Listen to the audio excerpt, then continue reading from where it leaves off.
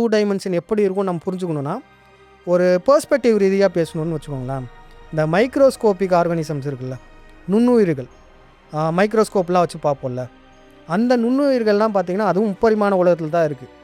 ஆனால் அது பார்த்திங்கன்னா 2 டைமென்ஷனில் எப்படி இயங்குமோ அப்படி இயங்கும். அதை அதுக்கு மேலே கீழெல்லாம் என்ன இருக்குன்னு தெரியாது, அது பாட்டுக்கு போயிட்டே இருக்கும். மைக்ரோஸ்கோப்பில் பார்த்திங்கன்னா தெரியும், அது பாட்டுக்கு இடித்து போயிட்டுருக்கோம்.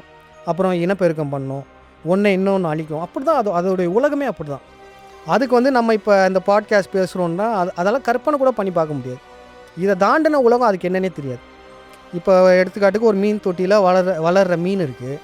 அந்த மீன் தொட்டியை தாண்டி அதுக்கு வேறு என்னன்னே தெரியாதுல்ல உலகம். அது மாதிரி தான் இப்போ நம்ம இந்த உலகத்தில் மாட்டிகிட்டு இருக்கோம். கிட்டத்தட்ட நம்மளும் ஒரு மீன் தொட்டி, ஒரு பவுலுக்குள்ளே தான் இருக்கும். இந்த பிரபஞ்சத்தில் பூமி எங்கே இருக்குது? பூமி பிரபஞ்சத்தில் ஒரு புள்ளி, சின்ன புள்ளியாக தான் இருக்குது, ரொம்ப ரொம்ப மைன்யூட்டாக தான் இருக்குது. ஆமாம். அப்போ இந்த பிரபஞ்சத்தில் நம்ம எக்ஸ்ப்ளோர் பண்ண வேண்டியது எவ்வளவோ இருக்குது. இந்த சின்ன பூமிக்குள்ளே நம்ம இப்போ ஜாதி சண்டை அது இதுன்னு அவ்வளோ பிரச்சனையில் நம்ம இருக்கோம்.